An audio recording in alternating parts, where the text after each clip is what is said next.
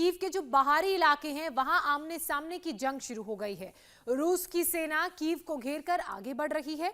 रूसी सेना पर यूक्रेन का रॉकेट लॉन्चर से अटैक भी हुआ है, उसकी तस्वीर भी हम आपको दिखाएंगे। ये तस्वीरें आप देख रहे हैं, किस तरीके से देखिए यहां पर अटैक किया जा रहा है और इसका जिक्र हम पहले भी कर रहे थे। ड्रोन की मदद से पहले लोकेशन को इंटरसेप्ट किया जा रहा है, उसके बाद इस तरह से छोटे छोटे मोर्टार्स दागे जा रहे हैं ताकि उस जगह पर, उस लोकेशन पर हमला किया जाए जहां पर या तो रशियन फोर्स हो या वहां से गुजर रही हो या उनका कोई वेपन हो आर्टिलरी का। एक बार फिर से आप ध्यान से देखिए, ये कीव का बाहरी इलाका है। बर्फबारी भी हुई है, कुछ इलाकों में बर्फबारी भी दिख रही है और ये यूक्रेनियन फोर्स के जवान हैं जो कॉम्पैक्ट ड्रोन का इस्तेमाल कर रहे हैं। हाँ। और देखिए जो ड्रोन्स वही ड्रोन्स है जिसका इस्तेमाल आमतौर पे हम देखते हैं कि बहुत ही आम पब्लिक करती है, उनके पास भी होती है। बहुत सिंपल ड्रोन्स हैं, इनकी वजह से लोकेशन पता कर रहे हैं और उसके बाद हमला करते हैं। हाँ। और देखिए सारे पोर्टेबल चीजें, ये यहाँ से अटैक करेंगे फिर से यहाँ से मूव हो जाएंगे जिससे कि उनका लोकेशन एक्सपोज ना हो जाए और अगर उन पर जवाबी हमला आता है तो वहां से भागने में वो कामयाब रहे। इसी बीच रूस यूक्रेन युद्ध का सबसे हाहाकारी वीडियो जो सामने आया है उसकी बात कर लेते हैं। यूक्रेन की सेना ने रूस पर अटैक लगातार जारी रखा है और इस अटैक का एक वीडियो भी जारी किया है। मल्टी बैरल रॉकेट लॉन्चर से यूक्रेन ने रूस पर कई रॉकेट्स दागे हैं। 19 सेकंड का ये वीडियो देखिए किस तरह से ताबड़तोड़ रॉकेट से फायर।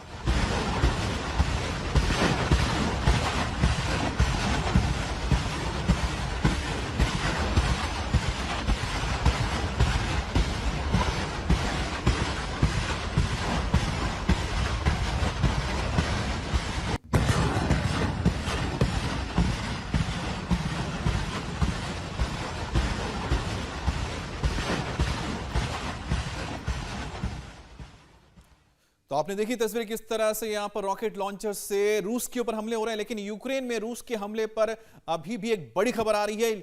लवीव में रूस ने एयर स्ट्राइक की है। लवीव एयरपोर्ट के पास कई धमाके सुने गए हैं। और कहां पर लवीव है, वे सोचिए कि लवीव तक अगर ये लड़ाई जारी है तो अपने आप में बहुत बड़ा सवाल इसलिए खड़ा होता है क्योंकि लवीव पोलैंड के बॉर्डर के साथ सटा हुआ इलाका है। और लवीव में तमाम जितने आपके डिप्लोमेट्स थे या फिर जितने भी काउंसलर्स थे, अलग अलग देशों के राजदूत थे, वो सब अब हटके लवीव पहुंच चुके हैं। लेकिन लवीव एयरपोर्ट का अब कह सकते हैं कि इस्तेमाल हो सकता है कि रूस के खिलाफ किया जा रहा है और इसी एयरपोर्ट के जरिए जो विदेशों से हथियार आ रहे हो या फिर बाहर से जो मदद आ रही है इसका इस्तेमाल किया जा रहा था क्योंकि लवीव अब डिप्लोमेटिक एनक्लेव बन चुका है और यहां पर इसलिए रूस अटैक नहीं कर रहा था। लेकिन अब इसके एयरपोर्ट को निशाना बनाने का मतलब साफ है कि लवीव में जो बाहर से अभी भी आ सकते थे, चाहे वो टर्की हो या फिर आप देख रहे हैं कि आसपास के तमाम जो देश हैं वहां से जो भी मदद आती थी इस इलाके से, इस रूट से आ रही थी।